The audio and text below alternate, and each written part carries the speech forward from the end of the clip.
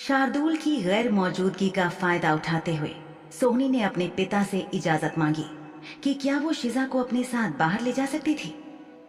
बड़े शाह साहब ने उसे साफ मना कर दिया और ये समझाया कि क्योंकि शिजा शार्दुल की गुलाम थी, इसलिए उसी की इजाजत ली जानी चाहिए थी और उसकी गैर मौजूदगी में उसके गुलाम को किसी को भी कहीं ले जाने का कोई हक नहीं था। अवंतिका शाह अपने कमरे में थी और बड़े शाह साहब राजा साहब से मिलने के लिए हवेली से जा चुके थे। अब सोहनी ने अगली पिछली सारी बातों का जमकर शिजा से बदला निकाला और उसे इतना मारा पीटा कि उसके शरीर का हर अंग दुखने लगा। शिजा को जगह जगह चोटें लग गईं और वो अपने ही खून से सन गई। इसके बाद सोहनी ने अपनी माँ से इजाजत लेकर शिजा के गले में कुत्तों को पहनाया जाने वाला चमड़े का पट्टा डाला और उसे चौपायों की तरह चलाती हुई अपने साथ बाहर ले गई। चंगा मंगा की जगह इस बार किन्नौर में लगे काले बाजार में सोहनी शाह शिजा को अपने साथ लिए चल रही थी। आगे आगे सोहनी अपने हाथ में रस्सी का सिरा पकड़े चल रही थी और उसके पीछे पीछे अपने घुटनों के बल लगभग घिसटती और रेंगती हुई शिजा। लगातार ऊबड़ खाबड़ सड़क पर खींचे जाने से शिजा के घुटने और हाथ छिल गए थे और उसके गले पर पट्टे की वजह से निशान पड़ गए थे जिनमें से खून बहने लगा था। कुछ ही देर में वहां पर रुपेश आ गया, वही रुपेश जिसने अलीना के साथ बहुत ज्यादा ज्यादतियां की थी और सोहनी ने उससे वादा किया था कि वो शिजा को कुछ वक्त के लिए उसे उधार दे देगी। दरअसल बात यह थी कि सोहनी किसी रईस आदमी के साथ शादी करके घर बसाना चाहती थी ताकि उसे अपने रुतबे के मुताबिक पति मिल सके और रुपेश उच्च समाज में काफी तेजी से उभरता हुआ नाम था। रुपेश एक ठरकी किस्म का चरित्रहीन आदमी था। ऊपर ऊपर से वो भले ही सभ्य और दयालु होने का नाटक करता था, लेकिन उसकी आंखें उसके दिल और दिमाग में चल रही गंदी भावनाओं को उजागर कर ही देती थी। जब शिजा को पता चला कि सोहनी ने उससे साठ गांठ करके ये तय कर लिया है कि वो शिजा को उसे उधार देने वाली थी, तो उसका दिल धक से रह गया। वो अच्छे से समझ सकती थी कि ये आदमी उसका क्या हाल करने वाला था। तभी एक आदमी आया और उसने रुपेश के कान में धीरे से कुछ कहा। उसकी बात सुनने के बाद में रुपेश ने बहुत प्यार से सोहनी से कहा, मुझे माफ करना, एक बहुत जरूरी काम आ गया है, मुझे कुछ देर के लिए जाना पड़ेगा। जब तक मैं वापस आता हूं आप कुछ खरीदारी क्यों नहीं कर लेती? सोहनी ने मुस्कुराकर रुपेश की तरफ देखा और उससे कहा कि वो वहीं उसका इंतजार करेगी और वो जाकर अपना काम निपटा कर आ सकता था।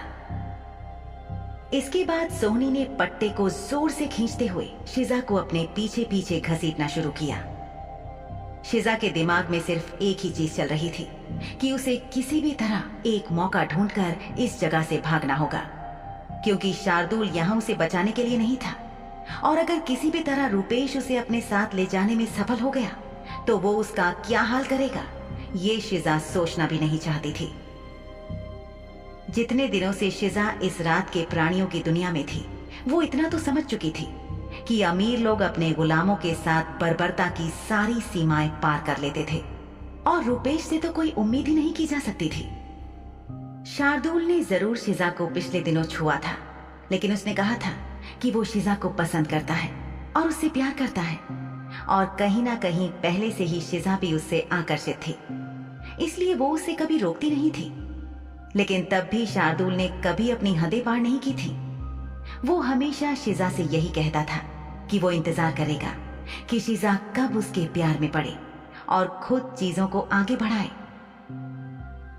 वापस वर्तमान में आते हुए शिजा ने सोचा कि जिस तरह के किरदार की लड़की सोहनी थी, कोई बड़ी बात नहीं थी कि वो किसी छोटे मोटे फायदे के बदले शिजा को बेच डाले। जिस तरह से वो रुपेश से बात कर रही थी, उससे साफ था कि वो उसे प्रभावित करने की कोशिश कर रही थी और अपने फायदे के लिए वो शिजा की बलि देने से कभी पीछे नहीं हटने वाली थी। शिजा को अपनी बदकिस्मती पर बेहद गुस्सा आ रहा था। सबसे बुरी बात यह थी कि इस वक्त वो पूरी तरह से सोहनी के रहमो करम पर थी और उससे भी बुरी बात यह थी कि उसे बचाने के लिए या उसका हाल देखकर उसकी सुध लेने के लिए शार्दुल यहाँ कहीं नहीं था। उसके दिल में बराबर शार्दुल का ख्याल बना हुआ था। एक तरफ वो उसकी सलामती के लिए फिक्रमंद थी, क्योंकि उसे आने में काफी देर हो गई थी, तो दूसरी तरफ वो मन ही मन दुआ कर रही थी कि शार्दुल जल्दी आ जाए और उसे बचा ले। रूपेश नाम का आदमी वो आखिरी शख्स था जिसके साथ कोई भी अच्छे किरदार वाली लड़की बात भी करना चाहती। अपनी दौलत के दम पर वो गुलामों को खरीदकर अपनी हवेली में जरूर ले जाता था, लेकिन जिस तरीके से वो औरतों या लड़कियों को देखता था, उससे उसके अय्याश इरादे साफ नजर आ जाते थे। शिजा जीते जी उसके साथ कतई जाना नहीं चाहती थी, लेकिन उसे ये भी पता था कि सोहनी अगर अपनी पर आई तो वो कुछ भी कर सकती थी। बाजार में घूमते हुए सोहनी ने शिजा की तरफ फिर से हिकारत से देखा और उसका अपमान करते हुए बोली, ये काला बाजार है, यहाँ ज्यादातर अमीर लोग ही आते हैं या फिर बुरे चरित्र वाली वो लड़कियां जिनकी खरीद फरोख्त होती है। हो देखो तो, मैं भी ये सब किसे बता रही हूँ। तुम्हें तो ये जगह अच्छे से याद होगी ना, तुमको भी तो किसी ऐसी ही जगह से उठाकर लाया गया था ना। बाजू को बहुत देर तक मरोड़े जाने के कारण शिजा की बाह में इस वक्त बहुत ज्यादा दर्द हो रहा था। उसकी हालत को अनदेखा करते हुए सोहनी उसे जबरदस्ती घसीटती हुई तेजी से चला रही थी।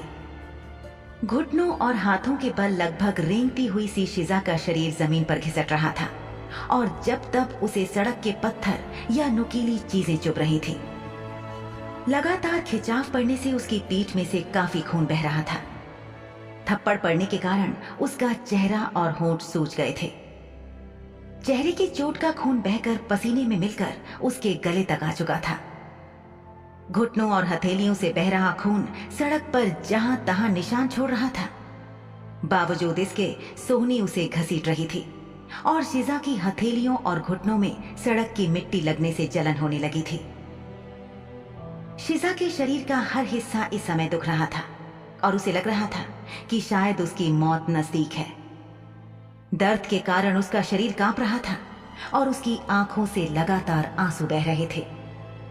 शाह हवेली से निकलने से पहले पिशाचनी सोहनी ने शिजा की पीठ के घाव पर एक लात मारी थी, जिससे उसकी चोट बिगड़ गई थी और अब उसे असहनीय दर्द लगातार हो रहा था। कुछ ही देर में वो एक अंधेरी सी गली की तरफ बढ़े जिसमें नाम मात्र की रोशनी थी। वो थोड़ा ही आगे बढ़े थे कि किसी ने सोहनी को आवाज दी, बीबी जी जरा सुनिए तो। आवाज काफी मीठी थी। सोहनी पलटी तो उसने देखा कि ये एक सुनहरे बालों वाली युवती थी और उसकी आंखों का रंग काला था। उसने एक साधारण लेकिन साफ सुथरी और सुंदर पोशाक पहनी थी जिसमें वो बहुत प्यारी लग रही थी। इस सुंदर युवती की आंखों से साफ दिख रहा था कि वो एक दयालु और विनम्र लड़की थी। सोहनी ने घमंड के साथ मुड़कर उस युवती को देखा और उससे खड़ूस तरीके से पूछा, क्या है, तुमने मुझे क्यों रोका? इस इंसान युवती ने एक प्यारी सी मुस्कुराहट देते हुए सोहनी से कहा, मोहतरमा, आपने जो पोशाक पहनी है वो बहुत ही सुंदर है। सोहनी गौर से उस युवती को देखने लगी। उसकी आंखें काली थीं। इसका मतलब वो शुद्ध खून वाली पिशाच या निम्न तबके की पिशाचनी तो बिल्कुल नहीं थी, और अगर वो उच्च समाज के किसी रईस परिवार से होती तो किसी ना किसी जश्न या महफिल में सोहनी उससे जरूर टकराई होती। लेकिन सोहनी को ये मालूम नहीं था कि ये लड़की बहुत काबिल थी और भविष्य में परिषद की कर्मचारी बनकर वहां काम करने के लिए होने वाली कठिन प्रवेश परीक्षा की तैयारी कर रही थी। ये लड़की और कोई नहीं, वैशाली थी। शिजा ने उस युवती की तरफ देखा तो पाया कि उसकी आंखों में शिजा के लिए दया और दुख की भावना थी। उसके चेहरे से साफ दिख रहा था कि वो शिजा की मदद करना चाहती थी, लेकिन साफ साफ कुछ कह या कर नहीं पा रही थी।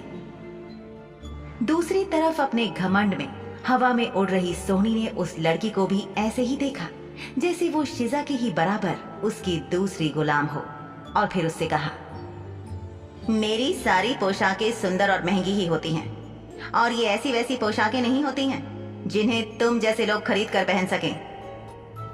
सोहनी के शब्द निश्चित तौर पर अपमानजनक और रूखे थे, लेकिन फिर भी उस लड़की ने पूरी विनम्रता के साथ उससे कहा, आप बिल्कुल ठीक कह रही हैं मोहतरमा, लेकिन क्या आप मुझे वो दुकान या वो विक्रेता बता सकती हैं जहाँ ये पोशाक मिलती है? आज तो नहीं, लेकिन जब भी मेरे पास इतना पैसा इकट्ठा हो जाएगा कि मैं ऐसी सुंदर और महंगी पोशाक खरीद सकूं, तो मैं जरूर ऐसी ही पोशाक अपने लिए खरीदना चाहूंगी। शिजा समझ गई कि ये लड़की कहीं ना कहीं उसकी मदद करना चाहती थी, क्योंकि जितना अत्याचार सोहनी शिजा के ऊपर कर रही थी, उसे देखकर किसी को भी दया आना लाजमी था। ऊपर वाले का शुक्र था कि इस लड़की से बात करते वक्त सोहनी की पकड़ रस्सी पर थोड़ी ढीली हो गई थी, जिसकी वजह से शिजा की गर्दन को थोड़ा आराम मिल रहा था।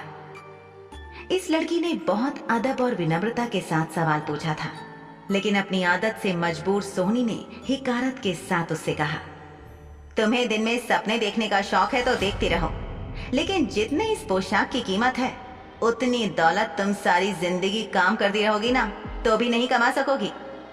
लेकिन फिर भी तुम इतना जोर दे रही हो तो मैं तुम्हें बता दूं कि इस गली के अंत पर जो दुकान है वहां आगे जाकर तुम वहां से ऐसी पोशाकें ले सकती हो। वो बड़ी सी कांच वाली दुकान जो है, क्या तुम कभी वहां गई हो या उसके बारे में सुना है? सोहनी को अच्छे से पता था कि उस बड़ी दुकान पर आम लोगों का आना जाना होना संभव नहीं था, क्योंकि वो बहुत ही महंगी दुकान थी। उस दुकान पर केवल उच्च समाज के बेहद रईस लोग ही जाया करते थे और अपने कपड़े पसंद करके इंतजार करते थे कि कब दुकानदार उन्हें उनकी पोशाक बनाकर भेजे। इस दुकान के खरीदारों को अपने सामान को पाने के लिए इंतजार करना पड़ता था, लेकिन क्योंकि ये एक रुतबे और शान शौकत के दिखावे की बात थी, इसलिए बहुत से अमीर लोग यहाँ आया करते थे। वैशाली के चेहरे से साफ था कि उसने इस दुकान के बारे में नहीं सुना था। उसने फिर से विनम्रता से जवाब दिया, मैं फिर से आपसे माफी चाहूंगी मोहतरमा, लेकिन मैं यहाँ की सभी दुकानों पर नहीं गई हूँ।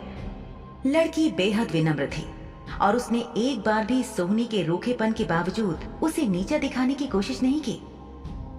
शिजा दिल ही दिल उस लड़की को धन्यवाद दे रही थी, क्योंकि उसकी वजह से उसे कुछ देर सांस लेने का और अपनी गर्दन को आराम देने का मौका मिला था। वो शब्दों से तो उसे धन्यवाद नहीं दे सकती थी, बस मुस्कुराकर उसका आभार प्रकट कर सकती थी। लेकिन अभी मुस्कुराने के लिए भी शिजा के चेहरे पर बहुत ज्यादा दर्द हो रहा था। मायूसी में उसने अपनी गर्दन झुका ली। सोहनी एक मजाक उड़ाने वाली मुस्कान अपने चेहरे पर लाकर बोली, हाँ, वो तो मैं तुम्हारी हालत देखकर बता ही सकती हूँ कि तुम उस दुकान पर नहीं गई होगी। तुम्हारी जैसी हैसियत की लड़की इस बाजार में इतना आगे तक नहीं जा सकती है। चलो तुम भी क्या याद रखोगी, मैं तुम्हें वहां लेकर चलती हूँ। शिजा ने देखा कि सोहनी पर चापलूसी बखूबी असर कर रही थी और उस लड़की के चेहरे पर बेहद खुशी आ गई और उसने कहा, क्या वाकई आप मुझ पर ये एहसान करेंगी? ओह, आप कितनी अच्छी हैं मोहतरमा। लड़की अदब से सोहनी के सामने झुक गई और जैसे ही उसने अपना सिर उठाया, उसकी आंखें शिजा से मिली और उसने शिजा को एक आश्वस्त करने वाली मुस्कान दी। शिजा को कुछ समझ नहीं आया, लेकिन जवाब में वो हल्के से मुस्कुरा दी। सोहनी फुर्ती से उस गली में चल दी और उस लड़की से कहा, चलो मेरे पीछे पीछे आओ। इतना कहकर वो बेदर्दी से शिजा को घसीटते हुए चलने लगी। वैशाली ने सोहनी के पीछे पीछे चलते हुए कहा, मोहतरमा, मेरा नाम वैशाली है। सोहनी ने बिना प्रभावित हुए और बिना किसी उत्साह के जवाब दिया, और मैं सोहनी शाह हूँ और मुझे यहाँ सब बड़े दुकानदार और रईस ग्राहक जानते हैं। उस अंधेरी गली को पार करके सोहनी सुनसान से इलाके की तरफ चल दी।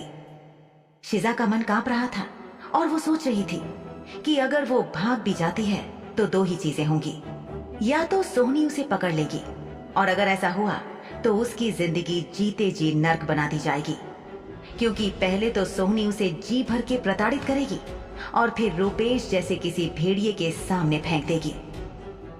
दूसरी संभावना ये थी कि शिजा भागने में कामयाब हो जाएगी, लेकिन अगर किसी को पता चल गया कि वो एक सफेद चुड़ैल है तो फिर उसे जिंदा जला दिया जाता।